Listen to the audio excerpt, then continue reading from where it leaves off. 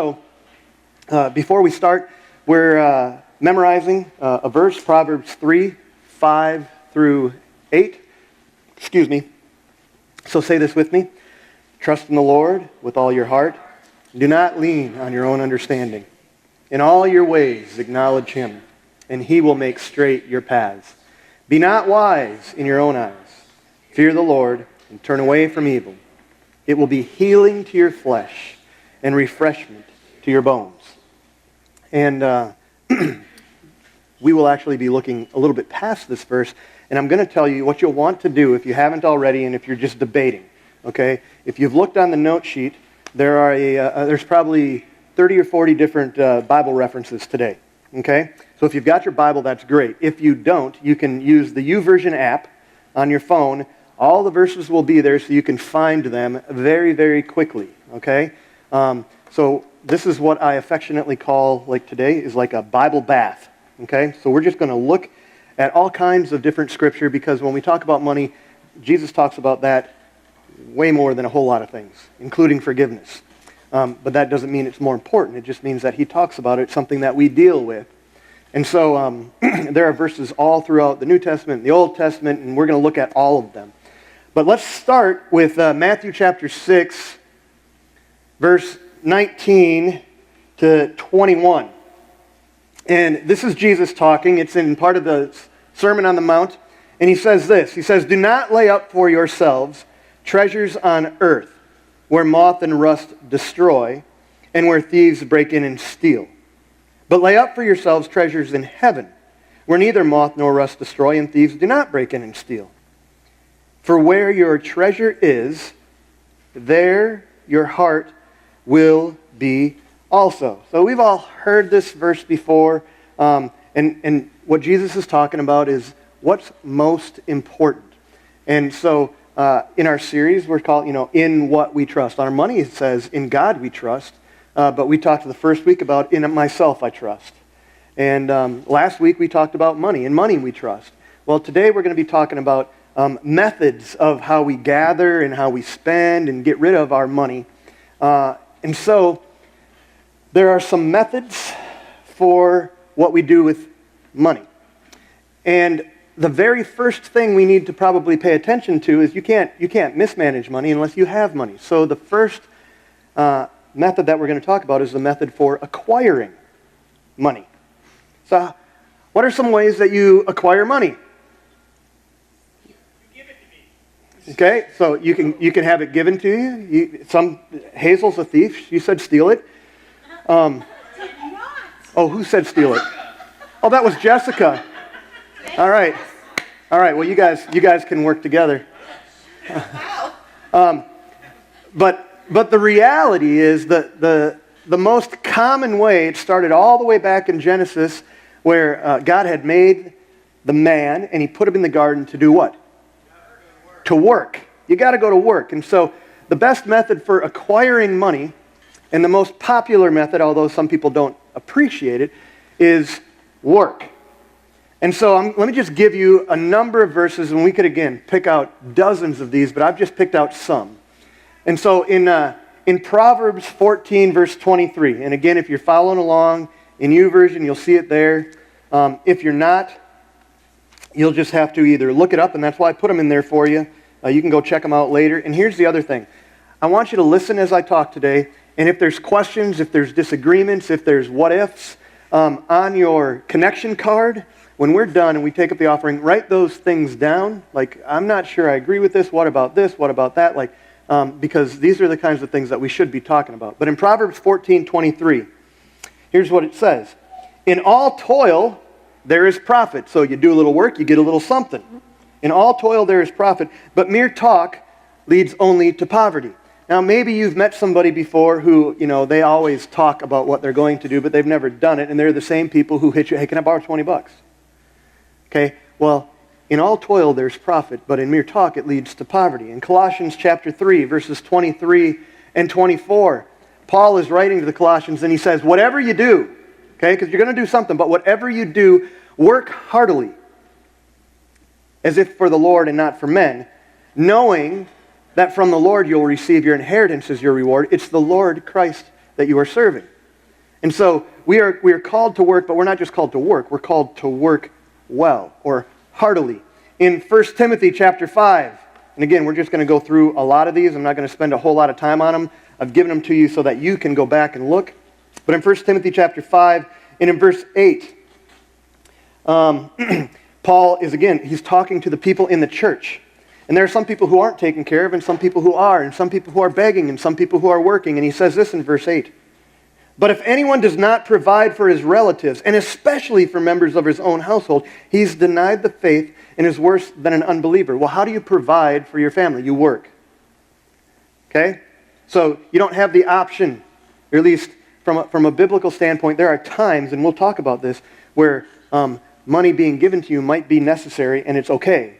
But that's not supposed to be a lifestyle. Okay? So, for instance, Tanner, he texted. He's not living with us this summer. He's living with my in-laws over in Greensboro. He's got a job. He's trying to save up money. He's going to live in an apartment. And so he texted Laura yesterday. He says, hey, Mom, can I have some money to go play golf? And Laura's like, I'm sure I just gave him some money. And she went and she looked back and she's like, I just gave that joker $150 last week. Where did it go? You're living at Grandma and Grandpa's for free. You got a job that pays you. What's going on here? So she just, said, hey, I just quit my job and the money train is drying up. Give me a call. And so he called and they had a conversation. But, it's one of those, I don't know if Laura cited this verse. If a man doesn't provide for himself, it's worse than an unbeliever. That might have been a little harsh because we're still making that transition. But that's the point. The point is you work and you provide for yourself and your household. In 1 Thessalonians chapter 4, verses 9 through 12. And again, if you're following along in YouVersion, you've got these. Now, concerning brotherly love, so working is a form of love. You have no need for anyone to write to you, for you yourselves have been taught by God to love one another, for that is indeed what you are doing to all the brothers throughout Macedonia. We urge you to do this more and more and to aspire to live quietly and to mind your own affairs and to work with your hands as we instructed you. So this isn't a surprise. We are supposed to work so that you might walk properly before outsiders and be dependent on no one. Anybody heard the story about the 30-year-old whose parents took him to court to kick him out of the house? Literally, that just happened. You go look it up. You can Google it right now. 30-year-old gets sued by mom and dad to move out of the house because he didn't want to move. Okay? Dude, you're supposed to aspire to live quietly, mind your own affairs, work with your hands so that you may walk properly before outsiders and not be dependent upon anyone. That was his problem. And give me one more verse. 2 Thessalonians chapter 3. And I do like this one. 2 Thessalonians chapter 3, verses 10 through 12. Here's what he says. This is Paul writing to the Thessalonians, and he says, when we were with you, we would give you this command. If anyone is not willing to work, let him not eat. For we hear that some among you walk in idleness, not busy at work, but busy bodies. Now such persons we command and encourage in the Lord Jesus Christ to do their work quietly and to earn their own living. And so one of the methods for acquiring money is to work. Now, like some people around here have said, yes, you can steal. Okay, I wouldn't recommend it because it violates the 10 Commandments. Not all of them, but it at least violates the one that says, thou shalt not steal. The same one that Jesus reinforced, he didn't revoke. So stealing, not really a good option. Okay, now, you could win. You could win money. Okay, you could win a contest and they give you some money. Like I won $2.60 on Friday. $2.61 on Friday because I was playing HQ. And if any of you would like to know what that is, just let me know and I'll send you an invite. Okay? Because tonight I'm going to play for $200,000, or at least a share of it.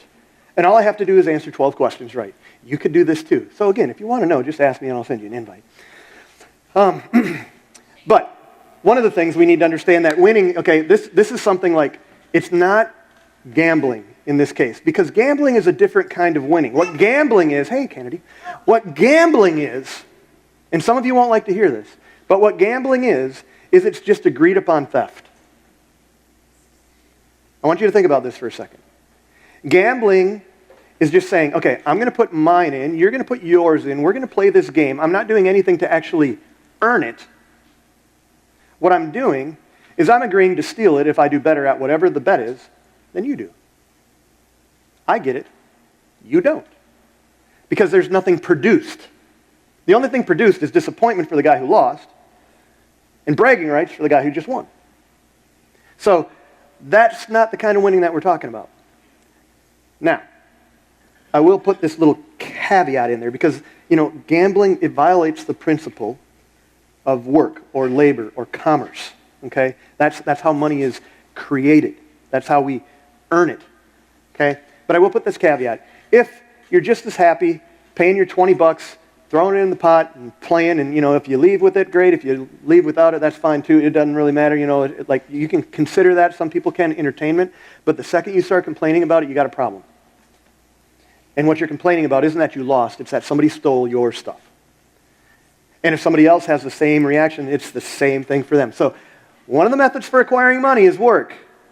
You can also steal it, but I wouldn't recommend it because that goes against God's plan. You can win it, and sometimes that's okay, but gambling is not exactly what we call winning. Same with the lottery, not exactly a good plan. It's a tax. Maybe you've heard this before. The lottery is like a tax on stupid people. Now, some of you probably don't like hearing that because maybe you play the lottery. But lottery is, you haven't done anything. You haven't produced anything and contributed anything. You're just hoping somebody will do that for you. And then there's one other way that you can acquire money. It's this way. Gifts and inheritance, just like Ralph said. You can give it to me. Yeah, good. And Ralph should know because, somebody came by and gave him $1,800 one day because he wanted to go to Peru with us. And that's, pretty cool. All you got to do is ask, right? It was the same day we talked about it. Now, let me just talk about gifts and inheritance very briefly, acquiring money. There are people who have tons of money, and they leave their money to their dependents or to different places or to their offspring or whatever it is, and that's okay. There's nothing necessarily wrong with that.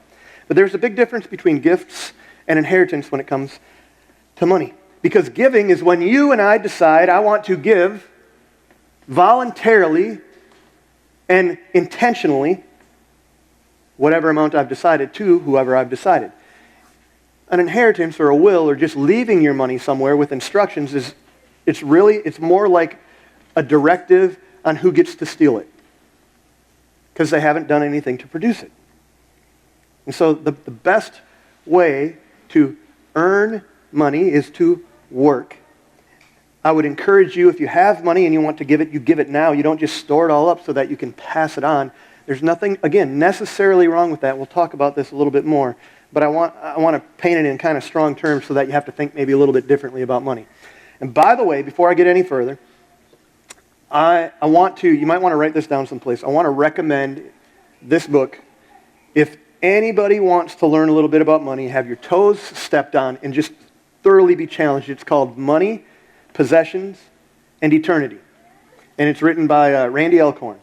And it's an excellent book. It's all, a lot of what I've taken I just kind of took from here because he organized it so great. But let me just give you an idea. Money, Possessions, and Eternity. I'll tell you a story. Remind me in a second. I'll tell you a story about him in just a minute. So, moving on here. Some of the methods for acquiring money. Obviously, we can work. And we also said that we can give. Well, giving is also something that we can do with money that we've acquired. And so the next three things we're going to talk about is we have methods for dispersing or moving the money that comes in. We have methods for taking care of that. Now, there are other kinds of methods. We know this. But one great way to get money is to have somebody give it to you. One great thing to do with money is to give it away. A lot of people, they don't like this. This is one of those things where it's even hard for me because, I know Hannah, she's running the computer before, or today, and she used to, she'd get money, and she'd hear of something that somebody needed, and she's like, oh, I want to get, Tyler a birthday present. Or I want to get something for Sarah because Sarah said she wanted this and it's not even her birthday, but Hannah wants to buy it. And I'm like, well, how much is it? She goes, it's $20. Sweetie, you don't have to. Yeah, I do. I have $21. And she wants to go buy it. And here I am trying to talk my daughter out of the blessing she wants to give somebody else because she's going to give 90% of her cash on hand to her sister who was just making an offhanded comment at the store. Okay? Well, giving is actually something that allows us to bless other people. So if you look in Acts, in the beginning of the church, in Acts chapter 2, we read about this. We've talked about this, and we know how the church functioned. In Acts chapter 2, 44 and 45, all the believers are together. The church has just started, and it says, all who believed, they were together, and they had all things in common. And they were selling their possessions and their belongings and distributing the proceeds to all, as any had needs. And so these guys were very good about giving. They took all their stuff and they held it in basically like a big collective pot. And when somebody needed something, they'd go sell it and say, okay, yeah, here, I got the money, here you go. And remember, this got somebody in trouble.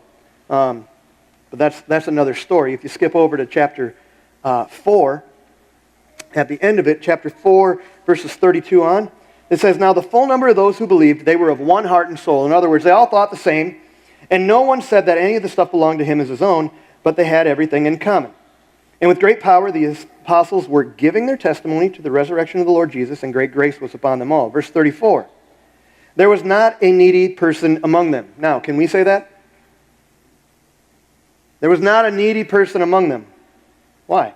For as many as were owner of lands or houses, they sold them, and they brought the proceeds of what was sold, and they laid it at the apostles' feet. And it was distributed to each as any had need. And so Joseph, who's called by the apostles Barnabas, which means son of encouragement, he was a Levite, a native of Cyprus. He sold a field that belonged to him, and he brought the money, and he laid it at the feet of the apostles. They were giving. They didn't have any problem. Like he owned a whole lot of land and property, and what did he do? People needed something, so he sold it, and he brought the money, he laid it at the feet of the apostles to make sure nobody had need. Go to 2 Corinthians chapter 9. And again, a lot of these verses are just kind of touching them. You might want to go back and check it out to make sure context makes sense. But 2 Corinthians chapter 9, verse 7. Okay? And I'll start in verse 6. The point is this. Whoever sows sparingly will also reap sparingly. And whoever sows bountifully will reap bountifully. So if you do a little bit of work, you're only going to get a little bit of money. If you give a little bit, you're only going to be a little bit blessed. You give a lot or work a lot, okay? So that's kind of what he's saying. And then he says in verse 7, each one must give as he's decided in his heart, not reluctantly or under compulsion, for God loves a cheerful giver. So there are two different kinds of giving. And I know what they are? Actually, there's probably more than those kinds of giving. But from a biblical perspective, there's really two different kinds of giving. There's the kind of giving where we give to God and his work. And a lot of times we call this a tithe. Now there are people that would argue that a tithe isn't for today. Well, basically in the Old Testament, the Israelites, the Jewish people, they had multiple tithes. A tithe is just a tenth, okay? But they had multiple tithes, not just 10%, okay? Jesus didn't abolish it. Jesus actually reinforced it. And I don't think he set it as necessarily a standard, but more a starting point. But why do we tithe? Why do people tithe? If you go back to Deuteronomy, okay, and I'd encourage you to look here yourself. Deuteronomy chapter 14. In Deuteronomy chapter 14, this is when we hear about the tithe. And starting in verse 22, this is in the law, and here's what we're told. You shall tithe all the yield of your seed that comes from the field year by year. And before the Lord your God, in the place that he will choose to make his name dwell there, you shall eat the tithe of your grain, or your wine, or your oil, and the firstborn herd of your flock. But then he says this, that you may learn to fear the Lord your God always. Why do we tithe? God's not poor. God's not sitting here waiting and hoping that you guys will give something to him, that I'll give something to him that will go, oh man, I really hope I win the lottery and I can give God a lot. God doesn't need your money. He's the rich one who gave it all to you to begin with. The reason we tithe is that God gives us something, we go, man, I really could use that, and we get it, and we're like, this is great. but it's that we might learn to fear the Lord, your God, always. And so, if you haven't been tithing, it's not because you can't afford it. And you might think it's because you can't afford it, but it's because you haven't learned to love and trust the Lord. And I know that sounds particularly harsh to some people, but this is what the tithe was instituted for, so that we could learn to love and trust the Lord. And so in Proverbs chapter 3, verse 9, because remember, we're memorizing the verses before that. Proverbs chapter 3, 5 through 8. We've been looking at that, but what comes right after it? Verse 9. Here's what it says. Honor the Lord with your wealth and with the first fruits of all you produce. Okay, not the leftovers. With the first fruits of all you produce. Then your barns will be filled with plenty and your vats will be bursting with wine. So we give to God and His work so that we can learn to trust Him, so we can show to love Him, learn to fear Him, so that we can give out of our first fruits and that He can make sure that what we have is more than enough. Now, I don't understand how this works. I think I've told you guys before the story of how when my wife decided to quit the military and get out, we had Tyler. Tanner was on his way. She's like, I can be a really good officer, or I can be a really good mom, but I can't be both. And so, as an officer in the military, you make decent money. And so, like, I don't know if this is a good idea, honey, because I'm just a part-time youth pastor, making like $500 a month or something like that. We got a house. We got a kid. We got another one coming. And we're going to have more after that probably, because I love kids. So we're going to need a bigger house. We can't fit all those car seats in a car. We're going to need a bigger car. But she quit anyway. And we faithfully tithed. And we faithfully gave. And we faithfully managed our money. And somehow, in that short time, we went from what she was making and all the basic allowance for quarters and the VHA and the BAQ and all the stuff that you get when you're in the military, all the health, all the rights to shop at the commissary and pay cheaper groceries and all that kind of stuff. We went from having all of that plus her income to getting a bigger house, to getting a minivan with $25,000 a year less. I don't know how that works, except I read Proverbs chapter 3, honor the Lord with your wealth, with the first fruits of all you produce, and then your barns will be filled with plenty, and your vats will be bursting with wine. It's the only way I can explain it. So you think maybe you can't afford to tithe? I'm thinking you probably can't afford not to. If you go, the last book in the Old Testament, it's the Italian book, only because you can pronounce it Malachi. But it's Malachi. In Malachi chapter 3, okay? Malachi chapter 3, verse 8 says this, will a man rob God? Okay? And, you know, the answer to that, if I did, hey, are you going to rob God? We'd probably all go, no, I wouldn't do that. Well, this is, Malachi's asking that. Will a man rob God? Yet you're robbing me. But you say, well, how have we robbed you? In your tithes and contributions. You're cursed with a curse, for you're robbing me, the whole nation of you. Bring the full tithe into the storehouse, that there might be food in my house, and thereby put me to the test, says the Lord of hosts. See if I will not open the windows of heaven to you and pour down for you a blessing until there is no more need. So it isn't a question of whether or not you can afford to tithe. The question is, can you afford not to? Can you afford not to? And then Jesus is talking in Matthew chapter 23. And in Matthew 23:23, here's what he says. He's talking to the scribes and the Pharisees, the guys who are the religious leaders who should absolutely know better. And he's talking about the tithe here. He says, woe to you, scribes and Pharisees, you hypocrites! For you tithe mint and dill and cumin. So they're tithing their spices even, okay? Hey, look, I got a bottle at Food Line of spices. I'm going to leave 10% for the church. Okay? This is what they're doing. They're that particular about upholding the law. Or at least that's what they think. So you tithe mint and dill and cumin. But you've neglected the weightier matters of the law. Justice and mercy and faithfulness. These you ought to have done without neglecting the others. And so what Jesus is telling them is, you guys got it all wrong. You don't tithe because it looks good. You tithe because I am good. And the Pharisees were tithing because it looked good. And sometimes, I know people who tithe and they give a tenth of their income to their church, and that's great. And there's nothing necessarily wrong with that. But I know some people who do it simply because that's what's expected. They don't really do it because they love the Lord or fear the Lord. And there's no such thing as a tithe of 2%. So, let's just use round numbers. You make $1,000, a tithe would be $100.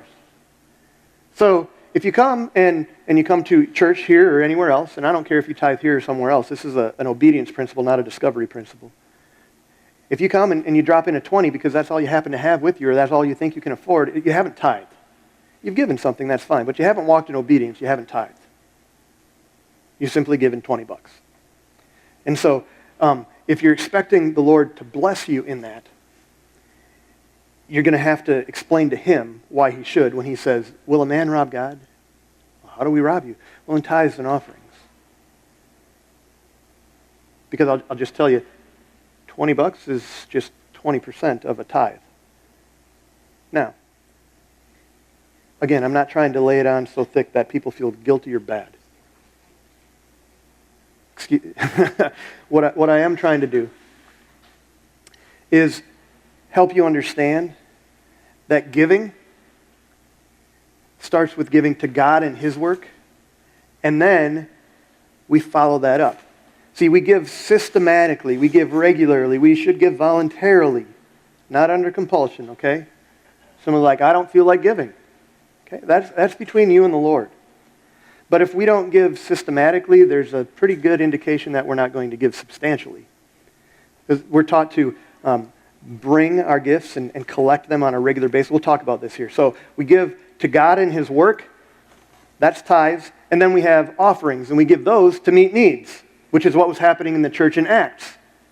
They were giving it to meet needs. They were giving it to God and his work because the people were believers, and they were giving it to meet the needs of those believers. So the tithe is something that's voluntary.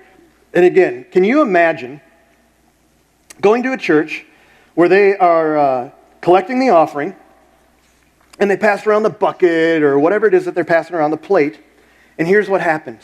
They pass it around, and they get about to, Bryant and Lonnie and Josh and those guys, and they say, okay, that's enough. That's enough. We don't need any more. And so the poles are back there, and, none of you guys back behind them. You guys don't need to give. We got enough. Can you imagine? Okay, but this is what happened in Exodus. In Exodus chapter 35, they're giving contributions to build the tabernacle of God and to meet needs. Okay? So the tithe is given specifically to God. You don't have any other. It goes specifically to God. Offerings can go through God and through the church and through God's people to others, or it can literally show up at somebody's house or on their doorstep. I'll tell you about something that somebody does for me in a second. But let me just read in Exodus chapter 35, okay? Verses 4 and 5, there's just a few verses here. I'm not going to read the whole chapter. Moses said to the congregation of the people of Israel, this is the thing that the Lord has commanded. Take from among you a contribution of the Lord, or to the Lord. Whoever is of a generous heart, let him bring the Lord's contribution. Gold, silver, bronze, purple, blue, scarlet. Fine twined linens, goat hairs, and it just goes on. Tanned skins, all this kind. Bring your stuff. Whoever's of generous heart. And give. And so you scroll on down and you get to verse 21. And they came, everyone whose heart stirred them, and everyone whose spirit moved him. And they brought the Lord's contribution to be used for the tent of meeting and for all the service and all its holy garments. And in verse 29, you go a little bit further. And all the men and the women, the people of Israel, whose hearts moved them to bring anything for the work of the Lord had commanded by Moses to be done, they brought it as a free will offering to the Lord. Okay, the tithe, that's more of an obligation that you are to show God that you will obey him and trust him, and we learn to fear the Lord. So we give to him and his work. But the offering is something that is anybody whose heart stirs them and they're generous. Like the story I told last week about the young girl and their family, and they were poor, and they found out they were the poor family in church because they were saving for the sacrificial offering. They'd never had $70 before. but they gave $70. And out of the entire church, they only collected $87. So this poor family donated most of it. And then they went and gave it, just to remind you, they went and gave it to a missionary, all the money that they had, and the church collected only $100. They gave all $87 to a missionary. And the missionary looked, man, I didn't expect this much of an offering. This is the 1940s. There must be some really rich people in this church. Man, it was them. They were rich. Because they understood that when you give, it's more blessed to give than receive, that kind of stuff. So, scroll a little bit further here and read verses 3, 4, 5, 6 in chapter 36. Okay, so everybody's bringing stuff of their own will. And they received from Moses all the contributions that the people of Israel had brought for doing the work of the sanctuary, and they still kept bringing him free will offerings every morning, so that all the craftsmen who were doing work of every sort of task in the sanctuary, they came, and the task that he was doing, and they said to Moses, the people bring much more than enough for doing the work that the Lord has commanded us to do. So Moses gave the command, and the word was proclaimed throughout the camp, let no man or woman do anything more for the contributions for the sanctuary. So the people were restrained from giving and from bringing, for the materials that they had were sufficient to do all the work and more. Whoa. Like, can you imagine if people actually not just gave in the, let's give to God's work and tithed off of their earnings, but what if people gave sacrificially? They gave of their free will as the Lord moved them over and above. That would be amazing. And we see that played out in Samuel with King David. In 2 Samuel, King David shows up and he makes a statement, and the guy who owns the property basically says, hey, I'm going to give this to you to build an altar. David wants to build an altar. And in 2 Samuel chapter 24, verse 24, the king said to Araunah, no, but I will buy it from you for a price. I will not offer burnt offerings to the Lord, my God, that cost me nothing. I'm not going to do it. So David bought the threshing floor and the oxen for 50 shekels of silver. So when we give, we don't just give, we give sacrificially. Like, it cost him something. I'm not going to give that doesn't cost me anything. I remember Laura and I had a car, the car that we were married in. It was our Saturn, and we had kind of outgrown it. We had more kids. Remember, we had Tyler and Tanner in car seats and a 15-year-old girl who was living with us at the time and trying to get all those guys to church. Okay, me, Laura, 2 car seats, and this poor little 15-year-old girl that had to sit between 2. Yeah. It was a good thing she was small.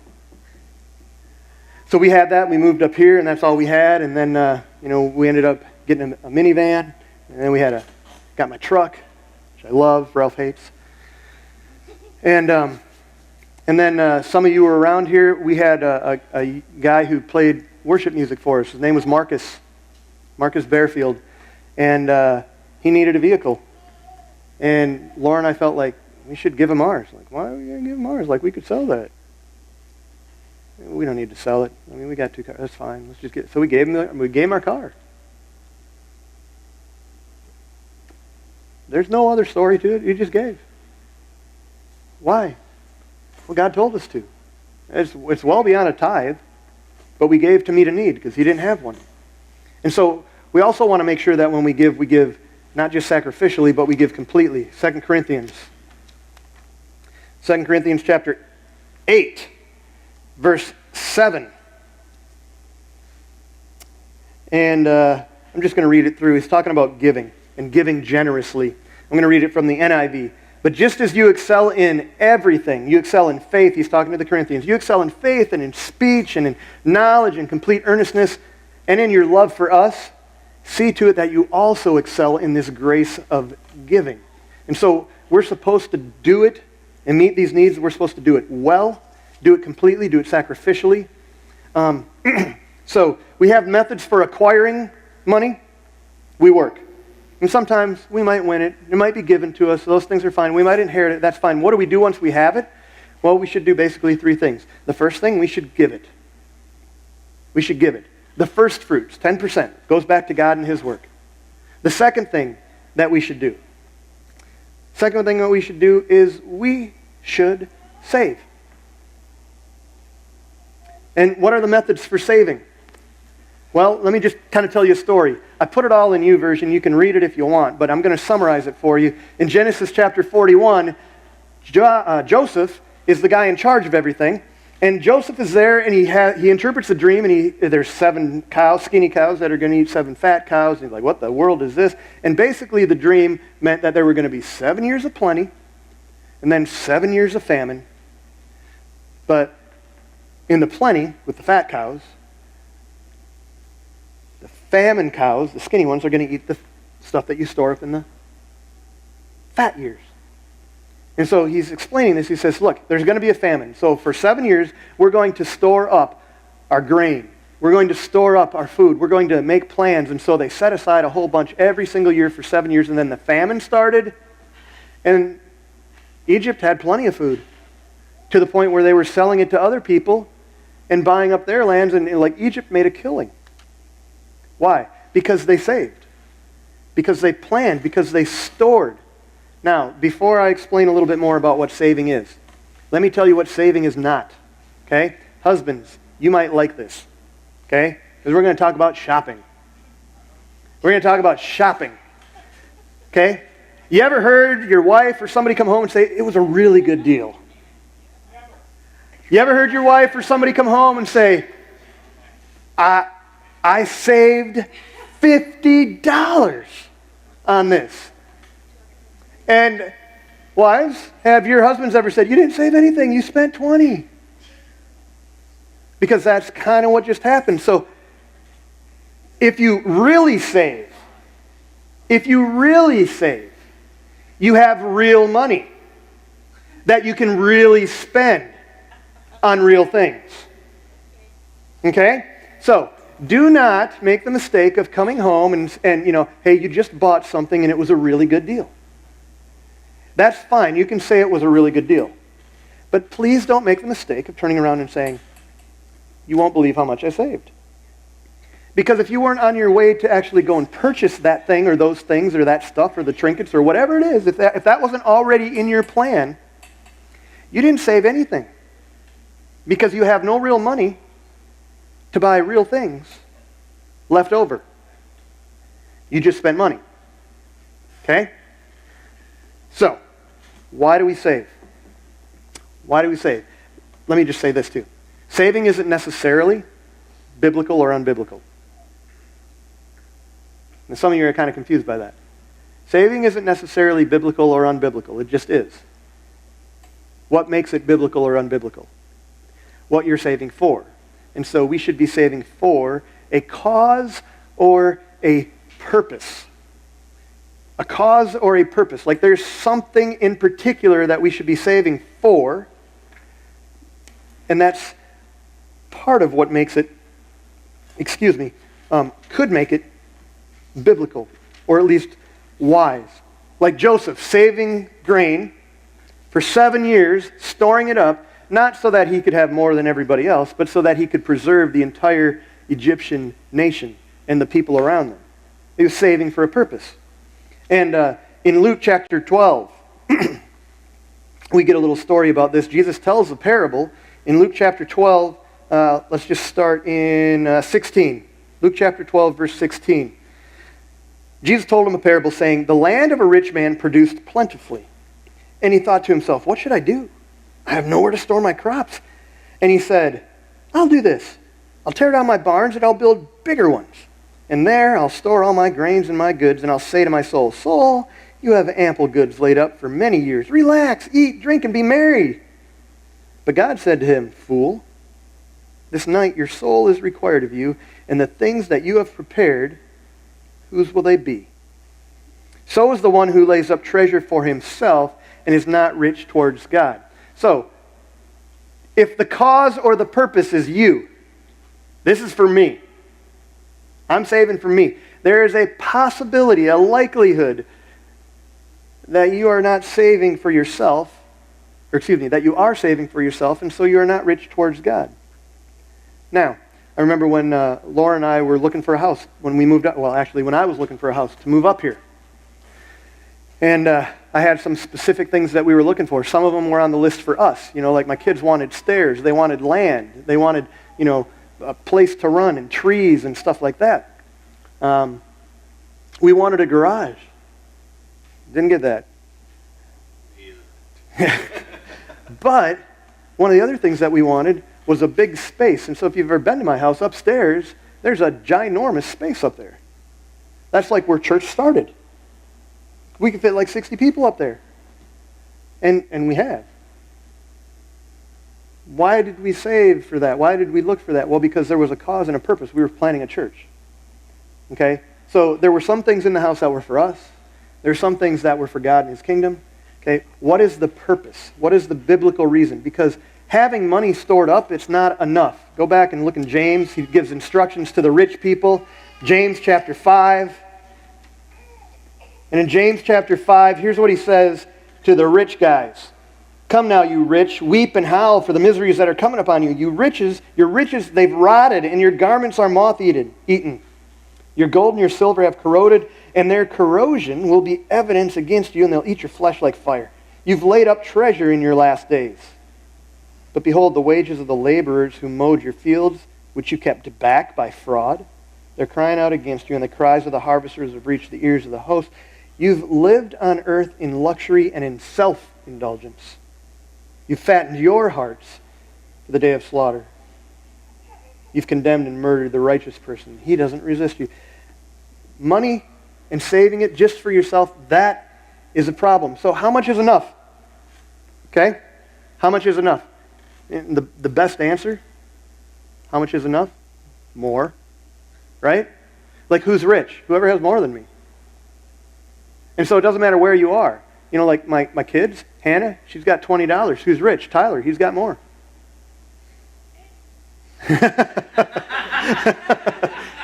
Well, he had more. I don't know what happened. But that's kind of how we look at it. So how much is enough? And what about giving? Like, giving's not the problem.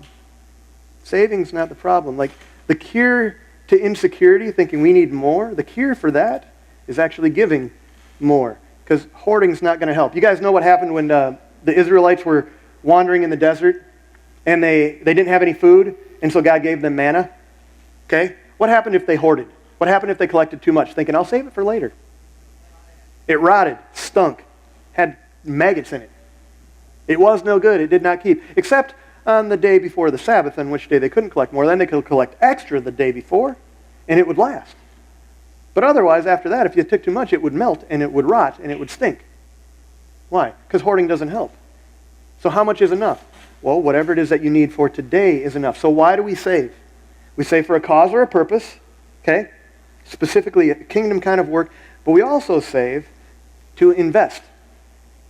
And we can invest in what? We invest in the kingdom.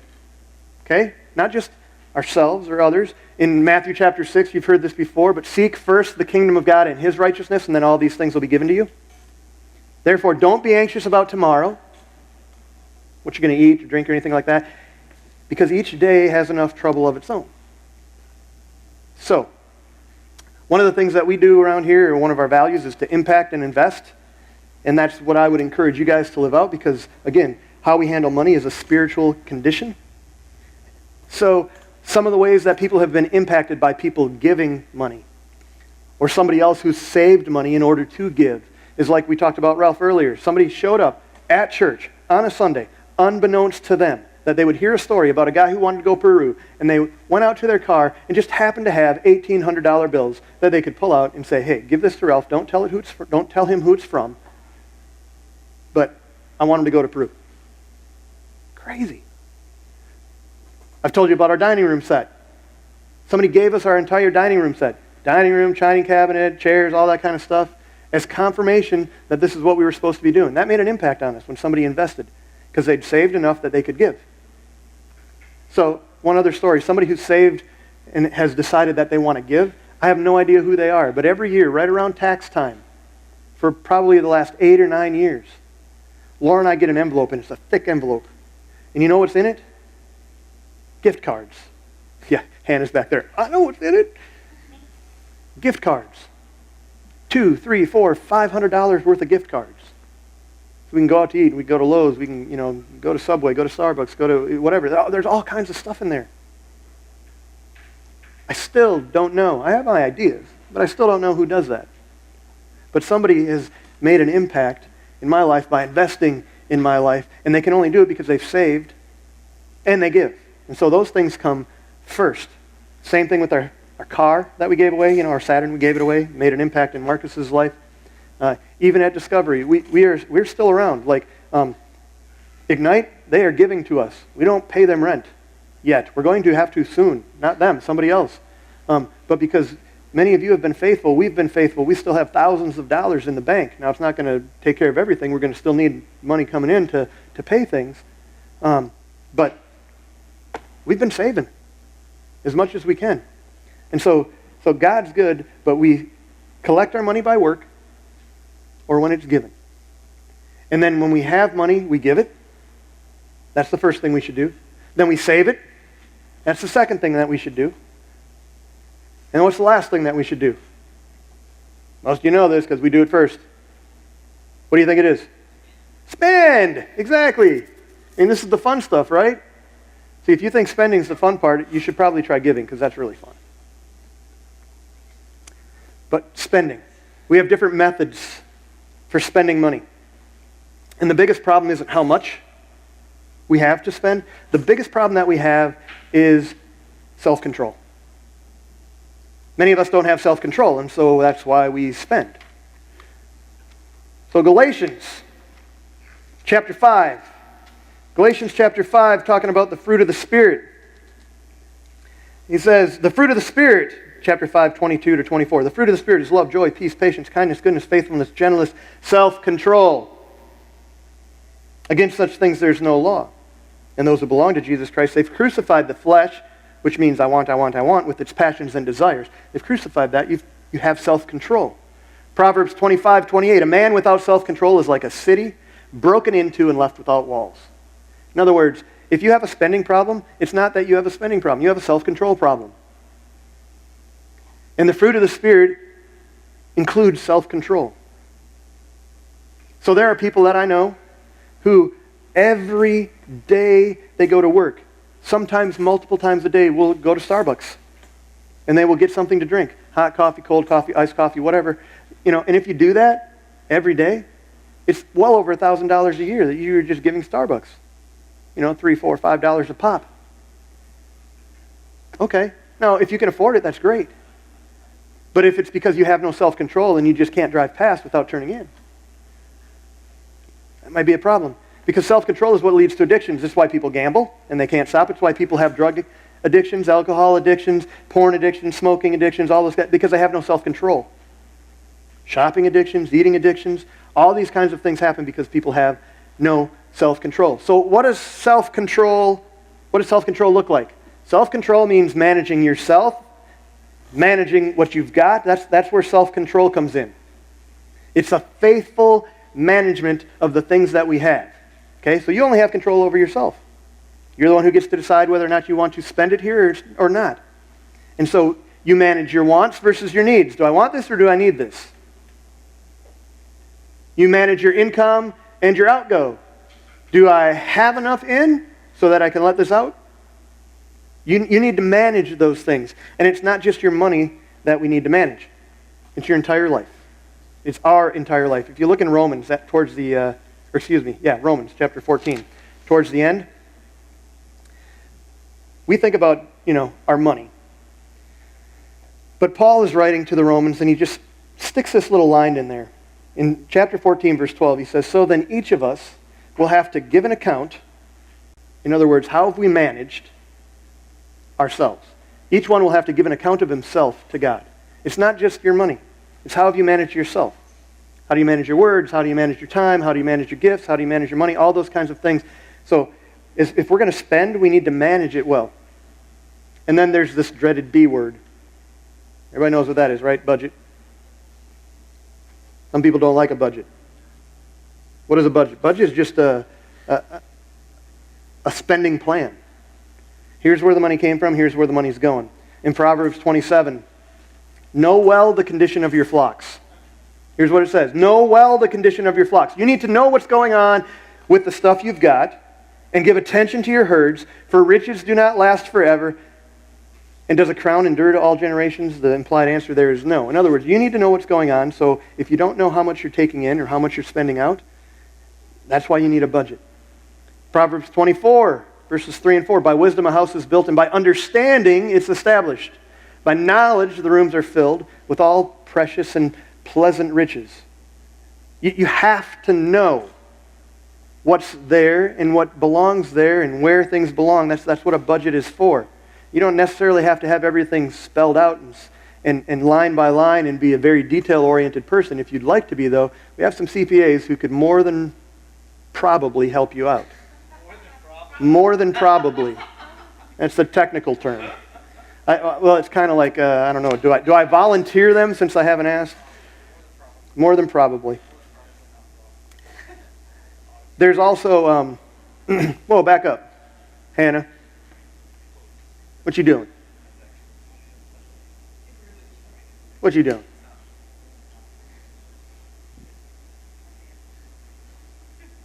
Yeah, you got that. You got the budget. All right. Anyway, I guess I didn't have to go back up. But in Luke chapter 14, Jesus is telling a story. He says, whoever does not bear his own cross and come after me cannot be my disciple. So this falls on you. And then he says this, for which of you desiring to build a tower would not first sit down and count the cost, whether he has enough to complete it? That's really what a budget is, and it applies to everything, not just money. Otherwise, when he's laid a foundation and isn't able to finish, all who see it will begin to mock him, saying, this man began to build and was not able to finish. So why do we spend our money? Because you want something. But how should we spend our money? Well, first of all, you manage it, and you do that by using a budget. So with that said, I feel like I've just barfed all over you a whole bunch of Bible verses.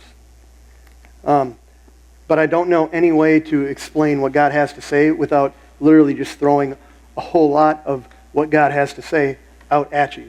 And again, if you have questions, if you have doubts, if you whatever, go pick up this book. It's like 500 pages of a biblical perspective on how to handle money, what it's for, is it okay to be rich, how much is too much. Just one last story. This guy right here who wrote this book, in the middle of writing this book, he used to be a pro-life, not used to, he still is, a pro-life guy, but he used to go and protest in front of abortion clinics. He got arrested a few times, and then he got sued. And and apparently they wanted to make an example out of him, and when they did, they issued a judgment of $8.4 million against him. And he's writing about money, possessions, and eternity. And he's the guy who, when he has this book, every time he gets royalties, he gives his kids $10,000 that they can choose where they want to invest because they're just going to give it away. He's like, I'm not going to keep it. We're going to give it away. So he gives his kids $10,000. Where do you want to give it? Where do you want to give it? Long story short, he owns nothing now. He gave away absolutely everything. Nothing is in his name. 10 years go by and the judgment is supposed to be lifted because that's how long it was for. He's never given anything away. He doesn't own anything, so they couldn't, garnish his wages. And his church comes back to him and says, why don't you let us start paying you again? He's like, I don't need you to. My wife, her income's enough, and the Lord has always provided for us. I just don't want to go back to that. Which turned out to be a good thing because 6 months later they found out that the judgment had been extended another 10 years. But here's somebody, I'm telling you this because if you want to read it from somebody who's lived it, this is a great book. So money is great. Work for it. And once you get your money, you give it. Give it to God first in His kingdom, and then give it to others through tithes and then offerings over and above. After you've given to God, then save. Save some. Save it for a purpose. It might even be a purpose that benefits you, but ultimately we should invest it in God's kingdom. Save so you can invest. And then after that, you can spend. After you work, after you give, after you save, then you can spend. You spend it by managing with self-control and using a budget. It's not optional, though. This is obedience. Okay, so if you're not doing this, it's not a question of just ramping up to it. It's a question of just doing it. And who do you trust? And that's why we have this up here. In who do I trust? In God I trust? In my money I trust? In my methods I trust? In myself I trust? What do you trust in? Next week we'll talk about the master. Let's pray.